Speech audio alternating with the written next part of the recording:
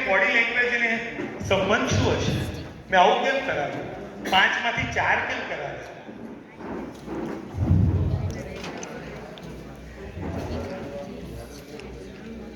કંઈક તો કારણ હશે ને.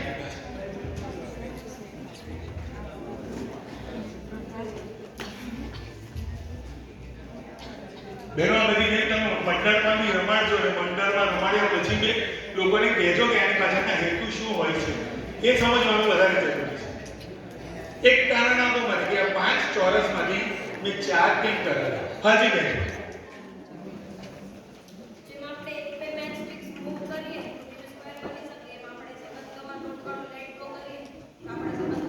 વન્ડરફુલ, જોરદાર તાળીઓ.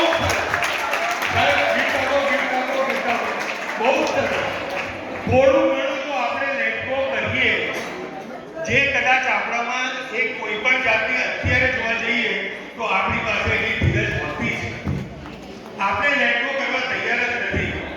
અત્યારે કોમ્યુનિકેશનના સાધનો વધી ગયા છે, પણ એની સામે તમે જુઓ તો ડિવોર્સના કેસીસ બી એટલા વધી ગયા છે. કારણ એટલું જ છે કે સંબંધો લોકો સમજતા નથી.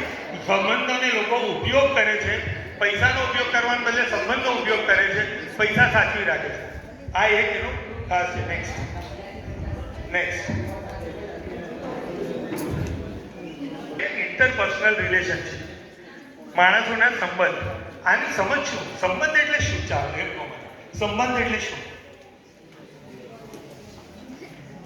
સંબંધ એટલે હા બોલે એકબીજાની સાથે જોડાયેલા રહેવું કે જોડાવવું. બસ અહીંયા તકલીફ છે. જોડાવું કે જોડાયેલા રહેવું? યસ બેટા, જોડાયેલા રહેવું. એકબીજા પ્રત્યે લાગણી મંડળ. પછી હજી કઈ दुख सुखનો साथ करવો,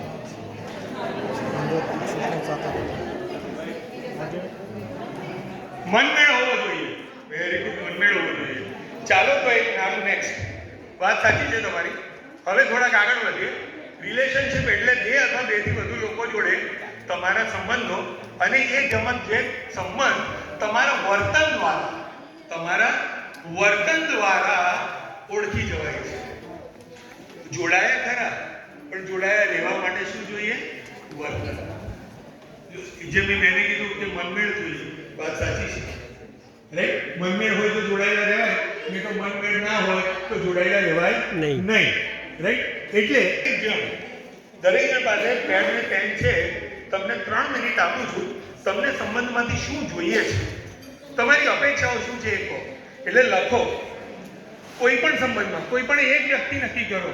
તમારા પતિ હોય, તમારા પત્ની હોય, તમારા પુત્ર હોય, તમારા ફ્રેન્ડ હોય, તમારા ગુરુજી હોય, દરેકમાંથી એક એક્સપેક્ટેશન નક્કી કરો. અપેક્ષાઓ લખો કે તમારી અપેક્ષાઓ શું છે. આ સંબંધ દ્વારા મારી અપેક્ષા શું હતી. કોઈ પણ એક સંબંધ નક્કી કરો. કોઈ બી જે તમને ગમે, અને જે ના ગમતો એ નહીં તો બી ચાલશે. એને બી અપેક્ષા છે કે મારી ફોન પર વાત નહીં કરે. અપેક્ષા છે.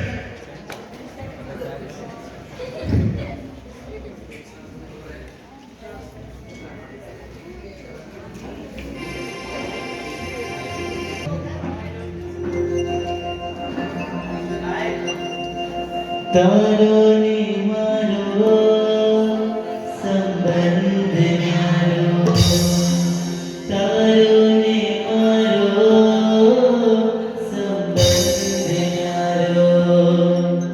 મને યાદ આવશે તારો સતવારો, મને યાદ આવશે તારો સતવારો. તારો ને મારો સંબંધ ન્યારો.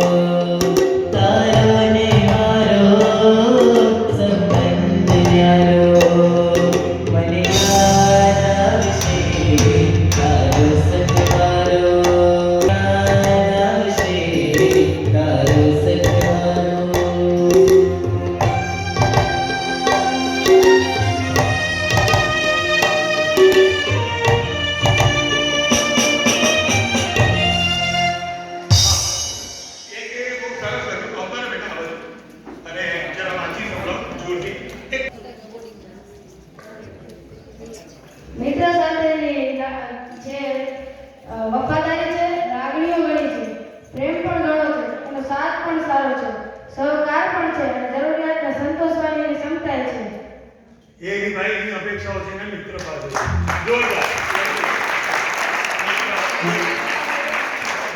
આ બાજુની કોઈ બહેનોએ લખ્યું હોય, દીકરીએ લખ્યું હોય. હાજી.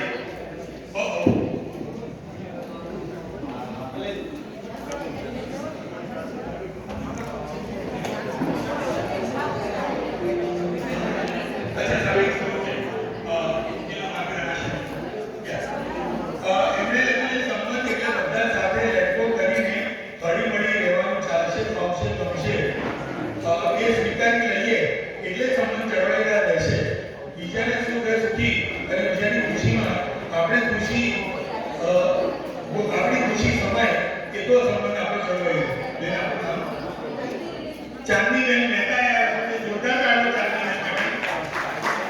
બેન જોરદાર આવો આવો બોલો. આ મિસાઈલો બતાવે છે અને કોઈ પણ લોકો વગર તમે એવું બતાવો કે ભાઈ અમારામાં જોર નથી આવતો તો આપણે ખાલી રચના કરીએ. તમે સમય નથી બરાબર. અરે તમારો મજૂર અવાજ એટલે મને તો સાંભળવા મળે. ગુરુ હોય તો જ્ઞાન મળે, જ્ઞાન હોય તો સમજ સચવાય, સમજ હોય તો સ્નેહ સચવાય, સ્નેહ હોય તો પરિવાર સચવાય. વન્ડરફુલ, જોરદાર તાળીઓ બેઠા છે. શું નામ તમારું? પ્રવીણાબેન. ઓકે. હા બસ તમે બોલશો. માં દીકરી અરે વાહ, માં દીકરીનો સંબંધ. દીકરી બંને કુળને અજાણે. હા. દીકરી તો વારનો દરિયો છે. માએ આપેલ સંસ્કારોને સાચવે અને કુળથી આગળ વધારે. બહુ સરસ, સાચી વાત. તાળીઓ આપો ભાઈ, માં દીકરી. मेरी माँ है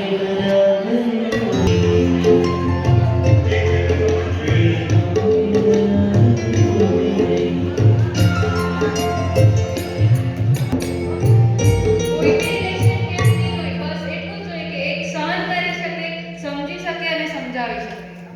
ને વાતને એટલી જ અપેક્ષા કે એ સામેવાળો હોય કે આપણે કેમ નહીં હોય, પણ બસ વાતને સમજી શકે, આપણી કોઈ ભૂલ હોય તો આપણને સમજાવી પણ શકે, અને આપણો જો ગુસ્સો હોય, લાગણી હોય, પ્રેમ પણ કેમ નહીં હોય કે બસ સહન કરી શકે આપણને. અને જેવી જોડે જોડે આપણને પણ એટલું સમજવાની તાકાત એ તો કીધું કે કોઈ બી રિલેશન કેમ નહીં હોય, આપણે બી હોય કે એ બી હોય, કે બેવે અપેક્ષા એકબીજા તરફથી એ તો રાખવી જ જોઈએ. એટલી રાખવી જ જોઈએ.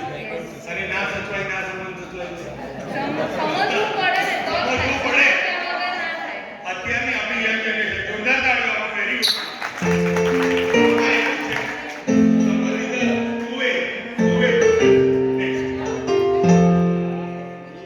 ઘણા બધા લખ્યું હશે. નોર્મલી શું આપણી અપેક્ષા હોય તો પહેલામાં પહેલું તો આપણને સહકાર આપે, દેખો આપે. ભલે પતિ હોય, દીકરો હોય કે ઘરમાં ઘણા લોકોને શ્વાન સાચવવાની આદત હોય તો પુત્રની સાચવ્યા હોય તો એ પણ આપણને કોઓપરેટ કરે. રાઈટ. બીજું છે કે તમે જે શેરિંગ કરો એ શેરિંગ તમારી જોડે કરે. દુનિયાનો એક મોટો પ્રોબ્લેમ છે અને એ પ્રોબ્લેમ એ છે કે બધાને સાચું જાણવું છે, પણ સાચું જાણ્યા પછી કે સાચું બચાવવાની તાકાત બધામાં નથી. બધા જ એમ કે ભાઈ તું સાચું કે, પણ શું એ સાચું સાંભળવા માટે જે આપણે એની તૈયારી કરી? મોમેન્ટરી બરાબર છે, આપણને ગુસ્સો આવી જાય બરાબર, પણ એ સત્ય પછી બચાવવાની તૈયારી કરી. તું સાચું બોલ, તું સાચું બોલ. છોકરાને તમે બાળકને એવું કહો કે કશું તોડીને આવ્યો છે બહાર, ઘરમાં શાંતિથી બેસી ગયો છે, આવ્યા પછી એની બોડી લેંગ્વેજ પરથી માં હોય એટલે માને ખબર જ પડી ગઈ કે કંઈક ખોટું ચાલે છે. એક બેને સરસ માં દીકરીને કીધું કે દીકરી ક્યાંથી જઈને આવી, કોને મળીને આવી, કે માને એના પગરવડાઓ અને પગલા પરથી જ ખબર પડી જાય. એટલે માં તરત જ કે બેટા ક્યાં જઈ આવી? ના હું બધા જોડે હતી. ઓલી મારી ફ્રેન્ડની ઘરે હતું, અમારે એક્સ્ટ્રા લેસન હતું એ કરવા માટે ગઈ હતી. પણ માને ક્યાંક ને ક્યાંક એમાં ખબર પડી જાય કે કંઈક તો લોચો છે. એટલે માં પૂછે કે સાચું બોલ, સાચું બોલ. અને દીકરી છે માથી જેને ડરતી હોય એટલે તરત એ કહી પડે, અને જેવું એ કહે એટલે માં એના પર ગુસ્સો. તમે સાચું સાંભળવું હતું, દીકરીએ સાચું કીધું તો સાચું બચાવ્યું કેમ નહીં?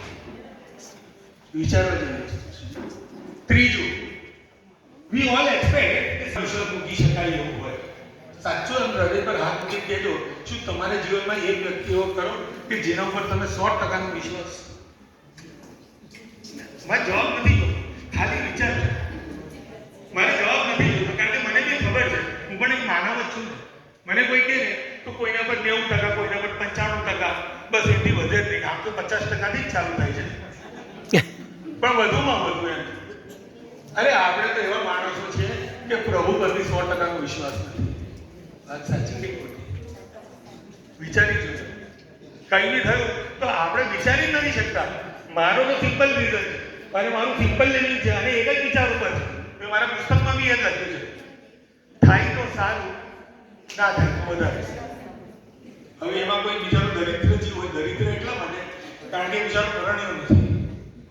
અત્યાર સુધી 22-24 છોકરીઓ જોઈ નાખી, અને પછી 25 મિનિટો જોઈએ તો શું એ આ ઈચ્છાથી થઈ શકે કે થાય તો સારું, ના થાય તો વધારે સારું? કે યાર તમે લોકો યાર ભેગા થઈ મને મિક્સર લેવડાવવા માંગો છો? લોકો આવું કહી દે. ખોટી વાત છે કે સાચી વાત છે? કારણ કે એ માનસિકતા કેળવવી પડે તો સંબંધ સચવાય. ચોથું, જ્યારે જ્યારે જરૂરત પડે, એટલે નાના દીકરાએ બી કીધું કે જ્યારે જ્યારે સપોર્ટ જોઈએ ત્યારે આપણને મળે. અને પાંચમું, કે એ આપણી જોડે બ્લેમ ગેમ ના રહે. બ્લેમ ગેમ એટલે એકબીજા ઉપર ધૂળીને ફેંકવું, નાખવું, ગમે તે હિસાબે ફસાવવું. આ બધી જ આપણી અપેક્ષા હોય છે. વાત સાચી જ ખોટી? Okay, next. હવે આપણે આગળ જઈએ અને આપણે જોઈએ કે દરેક પાસેથી જે જોઈએ મળે છે દર વખતે નહીં, પોસિબલ જ નથી. કોઈ પણ એવું ના કરી શકે, કોઈ કરતા કોઈ નહીં. એના કારણ નેક્સ્ટ, એના કારણ છે ને સાયકોલોજીકલ રેસિપ્રોકેશન છે. આપણો પોતાનો જન્મ થયો ને મનુષ્યનો, ત્યારથી નક્કી છે કે આપણે બીજા પાસે અપેક્ષા રાખીએ, પણ કોઈ આપણી પાસે રાખે ને અપેક્ષા, તો આપણે પહેલા એવું વિચારીએ કે શું મારે આ એની અપેક્ષા પૂરી કરવી જોઈએ કે ના કરવી જોઈએ. એ આપણી સાયકોલોજીકલ રેસિપ્રોકેશન છે. આપણને શીખવાડવામાં બી એવું આવ્યું છે. કદાચ ભૂલથી શીખવાડવામાં આવ્યું હોય, પણ શીખવાડ્યું જરૂર છે. ઘણા લોકોને અહીંયા ઘડી બાળકો નાના હશે ત્યારે કેવી રીતે સાયકોલોજીકલ રેસિપ્રોકેશન એટલે શું એનો એક દાખલો આપું તમને. બને એવું કે તમારે ત્યાં 4-5 વર્ષ બાળક હોય, સ્કૂલે જતું હોય, તો માં એને શું ટિફિન બોક્સ ભરીને આપે, યસ ઓર નો? બરાબર? ત્યારે તમે શું કહો છો એને?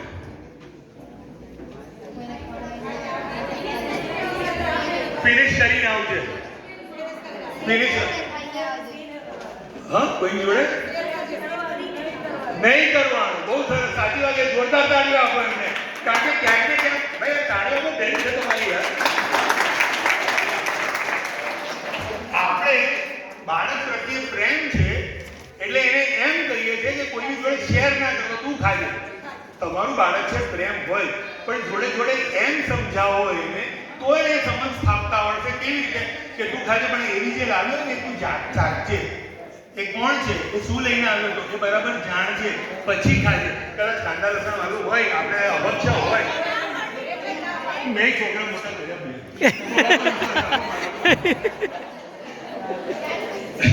બરાબર છે.